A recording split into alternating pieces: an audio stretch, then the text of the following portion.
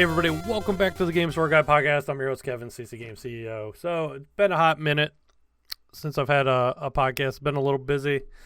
Had Torg this past weekend. That was a lot of fun. Video game convention in Columbus, Ohio. I sold a bunch of 3D prints, sold a bunch of statues, 3D printed statues. Did really well. Was on a podcast. It was called the Tech Buzz Gaming podcast. He does live podcasts from different conventions. It was kind of fun. He had another 3D printer, a guy that was doing something different. He was printing these 3D printed like controller holders for your game room. They were kind of cool. Kind of cool. It was cool to be on the podcast, met a bunch of people. I was friends with some of the people already. I have like these con friends. I always joke like, I don't know, what do we call them? Connies? I don't know. Con friends. So meet the same people. A lot of times you get to kind of be friends with them. Kind of feel bad sometimes when you're doing good and they're not. Like one guy came up to me and asked how we're doing. We're like, oh, we're doing all right. He's like, oh, I'm doing terrible. I'm losing money. And you kind of don't want to say, you don't want to rub it in. Oh, I'm doing fantastic. But in reality, even though, I'm friends with all those people, you are competing with them. Even if they're selling, different items. Most people, what they do is they come to a convention and they do a lap and they look at everything and they have like a budget. Say somebody has like, $400, they're only going to spend like $400 that day, and they decide how they're going to spend that $400. And you got to try to have the item they're looking for, or, have something cool that they didn't even know they were looking for. In my case, like the 3D printed stuff. But before I get into that, let me backtrack a little bit. So I'm getting ready for Torg, getting all my 3D printed stuff ready, boxing it all up. Thursday afternoon, I get a call, and it is from a shipping company. And I think I've talked about this on the podcast, but I have been waiting for a printer. I ordered this printer, I think back in January. It was called the Orange Storm Giga from Elegoo. And it is a ginormous 3D printer. It is huge. I could print a toddler. I could print like probably a midget on there, a 3-foot person on this, 3 to 4 feet. So it is 800 by 800 by 1,000, the build plate area.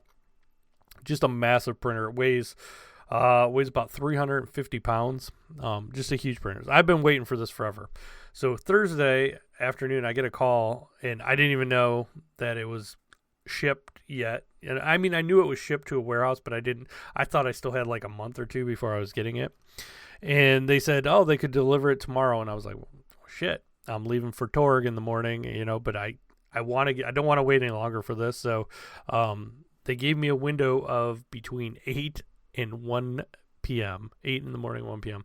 Luckily, they came right in the morning, but I took it. And my plan was I was just going to leave for Torg after this 3D printer got delivered. And it came right in the morning, luckily around 8:30. I was happy. Got it, put it in my garage. It was on a pallet. The thing weighed like 378 pounds shipped. It's crazy how big this thing is. But it was killing me because I wanted to play with it so bad. I wanted to put it together, and I wanted to, get my first print off this giant 3D printer. But I had to go to Torg. So I go to Torg. We get all set up Friday. We actually sold a few things to some other vendors Friday, so it's kind of nice when you get there and people already see your stuff and they want to buy it before the convention even opens. That's like usually a good sign that I'm going to do well. And this convention, it actually moved. It was at the fairgrounds last year, and we did all right. We did pretty good at it last year, so it's actually growing a little bit. So this year, it was at the convention center in downtown Columbus, which is a much bigger venue. The problem I think they had with getting this venue is they didn't quite fill it up, so it looked a little empty in spots. Even though it was bigger, it seemed, like there wasn't as much stuff because it was just so much more spread out. I think next year it'll be fine. But anyway, back to the thing. We did really well. We sold a bunch of stuff. Sold like all my statues. Sold Samus statue. Sold my Bender statue. I had all these statues. You can go on. I posted a video on TikTok if you want to see it. We sold a bunch of stuff. We had all of our cartridges. Of course, there's like I think I counted like 6 other 3D printers at the convention. When I started doing this, we were the only ones, which was so nice to, kind of have the little monopoly on the cartridges and everything. Now, I'm seeing a lot of places will sell like the Pokemon cartridges like me, but they usually don't have like Super Nintendo, Genesis, that sort of thing. There was one right by us, and they're called Retro Fools, and they do some nice stuff, and they have some stuff similar to us. But we differentiate ourselves enough. We try to do different stuff than what everybody else, all the other 3D printers do. And they didn't seem like they were doing all that great, to be honest, which is great because I could actually see them. They were like really close by. And, it's a little competitive. I'm a competitive person, so I like to see me doing well, when I'm competing head-to-head with somebody. But to be honest, the cartridges, everybody does them now, so those are kind of slowing down for us. So we've been doing a lot of signs, a lot of cool, just cool signs and characters, and just anything I can think of video game related that would be a cool collectible. I've been making and selling, and it's working out great. Doing fantastic with that. But I had somebody come by my booth Saturday about halfway through the day, and I thought he was joking at first, but he goes, How much if I bought all your cartridges? And I'm like, are you serious? And he's like, yeah. Like, he goes, obviously I don't want to pay, we were selling them for $25 a piece. He goes, I don't want to pay $25, but I want a deal. He goes, but what would you make the deal if I bought them all? And I was like, okay, well, I go, are we talking just the ones on the table here, or the ones that I have, back here behind the tables and everything too? Because I go, I have a lot of cartridges. And he goes, I want them all. And so we counted them, and we had 420 cartridges at that time. And I'll give you guys a little inside baseball, like how much it cost me to make a cartridge is probably, let's say the average roll of filament, depending on what type of film, it's probably like anywhere from $15 to $20 on a roll of filament on the certain ones I use, because some of them cost more than others. Some of them, like the rainbow and the crystals and certain filaments, cost more than the regular colored filaments. Some of them I get them as cheap as like $12 a roll, so it just depends. And I usually get about 4 to 5 cartridges out of a roll of filament, so you can do the math on that. And then I got to sticker them, and it's just a lot of time, though. So like, what you're really paying for is my time. But so originally, we were thinking, like, let's, and I'm thinking too, in the back of my head, I'm thinking, God, this would be fucking great if I don't have to take any cartridges home, because usually I take more cartridges than I'll need. I'd rather have them and not need them than need them and not have them. So I usually take a lot, and then I bring a lot home. I usually sell about half of what I take. So Derek and I both agreed we could probably go about $10. About $10. So we said we'd probably sell them all for $10. And that was a little bit too much. He didn't really want to do $10, so we negotiated a little bit, and we came up with just $3,500 for all of them.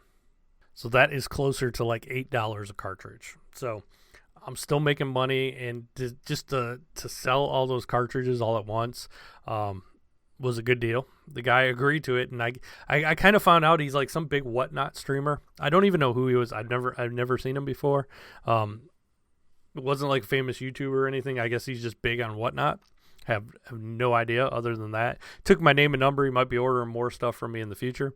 But he bought every single cartridge, 420 of them, and it turned out to be a really good deal for us on multiple fronts, because one, I didn't have to take all those cartridges home. So the other reason was, because I didn't have to take all those cartridges home, I have this giant 3D printer in my garage where I normally store the cartridges. So that freed up space for me. So it was a win-win for me, for him as well. He gets to sell them on whatnot, and it made it a lot easier packing up when the convention was over. And it was such a good deal for us because, one, we got all that, it was guaranteed to get a guaranteed sale. We took it. Yeah, we could have made more if we sold those over, the next couple conventions, but I can print more. It's not a big deal.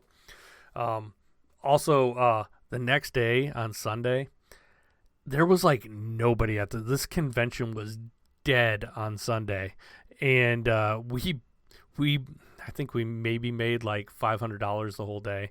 I mean, we still had a lot of stuff to sell. We still had a lot of like signs, and we had keychains and stuff. He even came back and he was thinking about buying our keychains the next day. But that decision to sell on Saturday was like, it got better and better by the minute on Sunday when there was hardly any attendance. I don't know why this convention on Sunday was so dead. And usually Sundays are a lot slower on the conventions, but this one was super dead on Sunday. But the cool thing about that was because it was super dead on Sunday, I got to actually walk around, and Derek and I took turns. Sometimes he walked around. A lot of times I was walking around, and I was going up to different vendors, different. I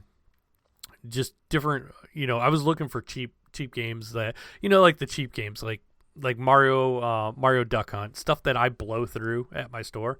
So I was able to find a ton of cheap NES games. I think I came home with like 40 NES games. A lot of them were like, I think I got like 10 Mario Duck Hunts because I blow through those all the time. And I was just making deals with all these vendors because, they didn't want to take as much stuff home too. So I was buying a lot of just the cheap games I blow through. And that was actually kind of fun. I'm going to do that more often. I'm going to go through, especially on the last day of the convention, and see what kind of deals I can get and bring back to my store to resell. One of the funniest stories was this vendor comes up, I think because he was slow at his booth too, and he comes up and he was looking at our stuff, and we just started talking, and Derek had mentioned how, I have a game store in Fruitmont, Ohio, and he goes, "You're not the one with the giant Switch section, are you?" And I was like, "Yeah, I have a pretty big Switch section." He goes, "Well, I used to think," he said that he used to think that he had a big Switch section until he ran a promo that if somebody could find a bigger Switch section than what he had in his store, he would give them a free copy of Super Smash Brothers on the Switch. So he goes, it only took somebody a day, and they came in with a picture of my store Switch section, and he had to give them a free Super Smash Brothers. So it was kind of fun meeting him. He was actually a cool dude. He actually thought it was pretty funny that that we are so close. We're probably about like 2 hours. I think his store was in Chillicothe, if I remember, Chillicothe, Ohio. I'm trying to remember. I got his card somewhere. I'll have to get it out. I might actually have him on my podcast sometime. I asked him if he would be willing to come on a podcast sometime and just talk shop like I do with Game Trade Greg, and he will. But he was actually a really nice guy, and I just thought it was a cool story that he had to give somebody a free game because my Switch section was bigger than his. So yes, mine's bigger. And he said his was close. He goes, your import section, like, and your section of just, I have a whole section where it's just like $25 and under, and then I have a whole import section for Switch that made my section bigger than his. But I would love to see his store someday if he really puts that much effort into, having that many games physically. It's got to be a pretty cool store. In judging by his vendor booth, he had a lot of cool stuff there. So I'm definitely going to maybe take a trip sometime, check out some of these other retro stores around my area. So the other major stuff that happened this week, the PlayStation 5 Pro came out, and I did get one. And I saw a lot of people were like, bitching about moving all their games from one system to the other, including my business partner. He was bitching that it was taking forever, and then it had all these updates, and I had like zero problems. I thought it was like the easiest thing ever. Now, granted, I put all my important games on my solid state drive that was in my current PS5 ahead of time, so I got it already. And all you have to do is you take out the SSD and pop it in the PS5 Pro. I had a disk drive ready to go. Pop that on, turn on the system, and finally Sony has gotten with the program. A QR code comes up. You just click on it. It takes you to your PSN account and it logs you in. I mean, it was like, it literally, like, when I turned it on, it only took like maybe 30 seconds till I had my account on there, and it was up, and it had all my games that were on my SSD, and it was simple. It was super simple for me.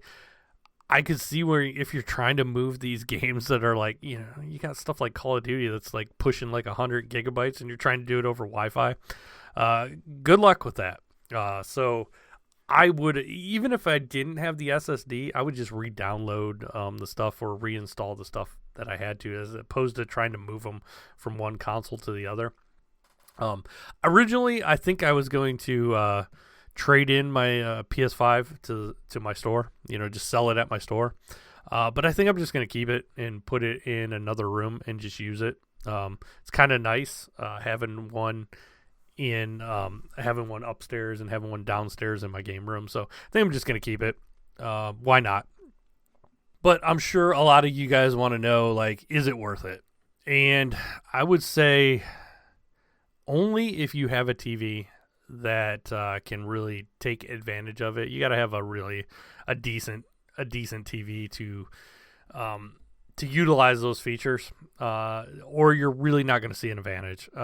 You might get better frame rates on some games, but I can't justify, or neither can I even really recommend getting a PS5 Pro unless you're like a big tech head. I'm always trying to get the best picture, the best quality, especially from consoles. I know people just say, just get a PC. I have a gaming PC. My PC is getting a little older. I need to upgrade it. But I think it's worth it for me.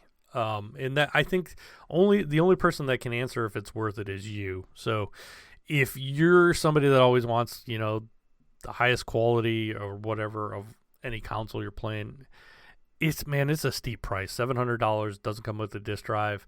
I think it's kind of funny. A lot of people were trying to scalp these, and they made it so hard for me to get it the day that it came out. I was in the stupid queues, and I think it was all the people using their bots to buy them up and shit. And now they're stuck with them. If you look on eBay, there's like so many of them listed. You can walk into any store and get one. We have them at our store. I only got a couple when they first came out. Sold them. I got some more. I'm not having a problem getting them. Nobody seems to have a problem getting them. They're really not in high demand. And I mean, it's not surprising. It's $700. So I just had a feeling it wasn't going to be in high demand. I just wanted one, and I wanted one when it came out because that's me. I wish I would have got it. I wish I didn't have to order it like a normal person. I had to order it from Sony. My distributor is kind of having issues with Sony. They've been having issues for like the last 6 months. This is kind of like when your TV company or your television provider has an issue with like ESPN, and they're arguing and they're trying to get a better deal. That's what's going on with my main distributor in Sony. So it's sometimes it's very hard for me to get hardware from Sony. I have no problem getting games. I go through multiple distributors, and the games are no problem, but the hardware from Sony at the moment is kind of a pain in the ass to get. I don't have a problem getting controllers or software. It's just systems. The disk drives, those are a pain in the ass to get. So just I hope they come to some kind of agreement soon. Oh, the other thing that's hard to get are the PlayStation Network cards. Those are a pain in the ass for me to get. I got to order them. Like my one distributor out of California gets them, so I have to order them from them. But I don't get them quite as cheap as I used to, and that's annoying. So anyway, after Torg, I kind of skipped over. I got my 3D printer. I got back from Torg, got my 3D printer all put together. That was a pain getting it down into my basement where I have all my other 3D printers and getting it all set up. I've printed probably about 4 or 5 things now. I've printed some giant signs for myself and some of my family. I made like a giant Browns sign. I made a giant Chief Wahoo for my cousin, which you can't buy that stuff anymore. I mean, we're talking, this thing's huge. What else? I made a giant Ohio State sign for my daughter. So I'm trying to like just make some. I was trying to make some like stuff that would use up the whole. It's called a bed, the bottom part of it. And I'm just trying to get everything level, everything dialed in, and This thing it's so big, it's so ridiculous, but it's awesome. I'm absolutely loving that I have this giant printer, and I'm probably like, I was backer 750, and I think there was like 1,500 backers, something like that, maybe 2,000. So I just got mine, and I was the 750th backer. So there's probably only about 1,000 people in the world right now that have one. So it's kind of cool. Kind of cool to have one.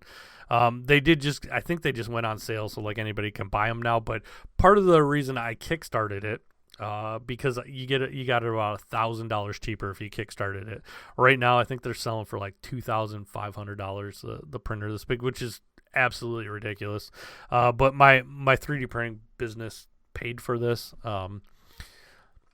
The way I look at it is it's just going to generate me more business. And what I'm going to use it for mainly is to make like yard signs for high school kids with their football name and number and all that stuff, in the school logos. That's mainly what this giant printer is going to be for. And obviously I'm going to print some giant statues as well. I think I'm going to make like I'm going to max it out and print like a Mario or something like that. Just something cool to put in my store. Even though I already have a Mario, I'll find something else to put on it. A different type of Mario. Maybe I'll do a Luigi. I think I'll do a Luigi to pair with the Mario that I have. I should do that. Yep, that sounds like a good idea. I think we're going to do that. And as I'm recording this, my Cleveland Cavaliers just went to 12-0. I'm going to enjoy this ride while it lasts. God, I hope, man, that would be fantastic. If they could just go all the way. I doubt that. But, man, does it take the sting out of how bad my Browns are? Boy, was I wrong with the Browns, man. I thought they were going to be good, and they are absolutely hot trash. So I blew that prediction this year. But I honestly thought, man, our quarterback would just be average. If he could have just been average at best, the Browns actually have a good roster. So if they can do something next year with quarterback position, they just need average. So we'll see what happens. But yeah, they're a hot mess this year. But man, is it nice to see the Cavs are doing good. My Buckeyes are doing good. They're second right now in the country. And I mean, the Indians, they won their division. They almost made the World Series. So it's not too terrible sports wise for me. But the Cavs doing amazing is really, really taking the sting out of the Browns sucking away. So I don't really have much else to talk about this week. Sorry it's been so long between podcasts. I've just been really, really busy. So thanks everybody who listens. Thanks John and Michelle for letting me have this podcast still on their little network.